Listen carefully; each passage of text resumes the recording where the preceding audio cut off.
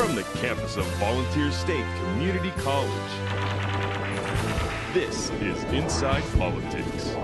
Welcome to Inside Politics. I'm Amie Lara. This week, we continue with our series introducing you to the candidates seeking to become Tennessee's next governor. While the party primaries are not until August of 2010, the candidates are already hard at work on the campaign trail. Our guest today is Nashville businessman Ward Cammack, who is seeking the Democratic nomination for governor in 2010. Thank you for joining us today. Amie, I'm delighted to be here. Thank you for having me. Well, since some of our viewers may not know you, tell us a little bit about yourself. Well, I grew up in Nashville, so not too far away, and I'm a Tennessean naturally. My wife is from Giles County, actually, or her family is, and has been here for, their family's been here for 200 years, so I'm a relative newcomer. But we're married. We have between us 5 daughters. They range in age from 7 to 21. I was in the investment business and finance business for 30 years. Worked a lot on small companies. Had a small company myself, and went to high school in Bedford County in Bell Buckle, Tennessee. And my parents have a farm over in Hickman County, and today that farm has a conservation easement from the Land Trust of Tennessee. But it's a state I love, and I'm glad to be venturing out all over it again. This is your first time to seek elected office. Why did you decide to start with a run for governor? Well, Tennessee is at a very pivotal point right now, and the whole economy is changing, and some people refer to it as the green economy, but we have some real opportunities that I think we'll probably get into, but if we don't seize these, then other states will. But if we're going to produce jobs, we're going to fix health care, if we're going to really get our education system working to our advantage, then it really takes having a very true, deep understanding of the economy and Tennessee's economy to know how we're going to deal with these changes. You were a Republican until recently. Why did you switch parties? Well, I don't know if I've changed so much. I think really probably the Republican Party changed a good bit. I think as a Democrat, it's all about people. The next governor of Tennessee is going to be the governor of all Tennesseans, and so we really have to have a proposition that works statewide for everybody. And that's what I'm all about, and that's what I look forward to addressing as we go across Tennessee. Well, the party primaries are not until August 2010.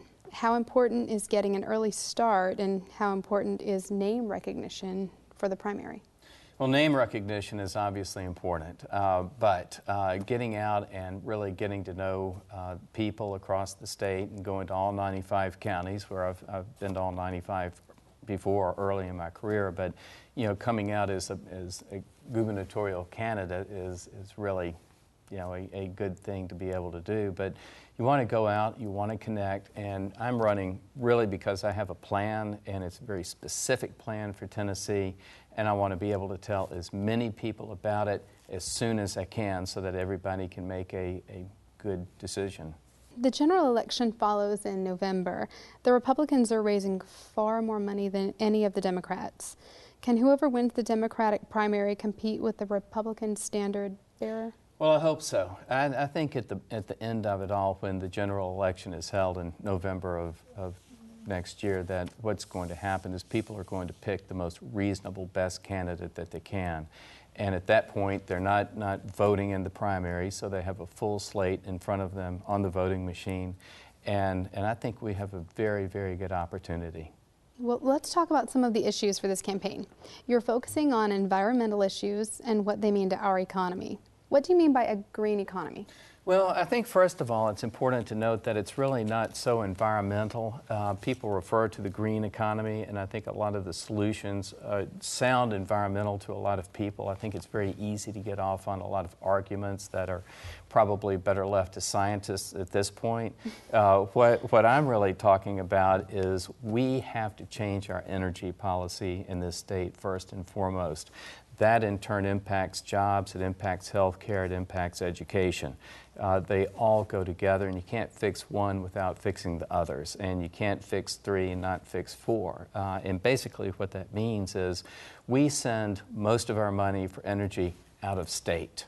And we have, for the first time, because of technological advances, the opportunity to be a renewable energy leader. So other states and other countries send their money to us, and that is really the best job creator you can have. Tennessee is becoming a national leader in clean energy technology, and how do you think we grow this industry? Well, the way that we grow it is first of all, we have the Solar Institute, which is going to be going in Oak Ridge. We have the Solar Farm, which will be going up in Haywood County. But these will be real leaders in our economy, but we need to make this change pervasive throughout the state. Tennessee, because of its position with Oak Ridge and because it does have an educational system with its state community colleges and technical schools, of which there are over 40 across the state, can really link these together and really make it a proposition so that we can train people for the jobs of the future. Other states are making a decided effort toward renewable energy. Other states are also becoming very strategic in what they do and how they tie that into education. Tennessee needs to do this also, but it really takes understanding the economy. And so therefore, when we talk about the green economy, it's not something that's out in the future, and I really want to make that point. We're in the green economy, and we can talk about some of the changes that are happening that really change the economy, but it's not emerging from a recession. This is a reset in the economy, and renewable energy is already there, and it's just a matter the degree to which we avail ourselves. Well, how do small businesses fit into this picture? Well, small business is the largest job producer and job source in our nation and in Tennessee. And so we have to be able to recognize that small business is going to lead the way. And having worked with both small business and with local governments in the past, I can tell you that business and government do go hand in hand. The ability to facilitate small business growth is going to be key to having any kind of economy that can stand up to changes, because most of the changes that take place really happen in small business. So to the degree we can, we want to put small business front and center in being able to move the state forward. Well, environmental issues include the conservation of public lands and improving air and water quality. What are your plans in those areas? Well, that's great, because water is going to be a key issue as we go forward. We're already seeing it as a driving issue in our relationship with Georgia, for example. Georgia sued Tennessee last year over rights to the Tennessee River. We've also seen a lawsuit in the last year from the state of Mississippi against Memphis, Shelby County, over rights to the aquifer that Mississippi has laid claim to. Water is not, obviously, it's important for life, but it's also essential for economic sustainability. And if we're going to create the jobs of the future, have people live in Tennessee, then we have to recognize that taking care of our water, having access to water and clean water, in addition to the opportunities for tourism, that taking care of our natural resources is going to be very important. I'd like to make just a further point on that, if I may. You know, we talk in terms of our assets, and really having a state that is going to operate well into the future. It's taking care of our assets in a way that promotes our jobs and our health care and our education, that we use our assets to work in the direction that we want to go, just like the flow of a river. And if we work against our assets, then we deplete those, then we don't have an ability to create an income and to continue to produce jobs.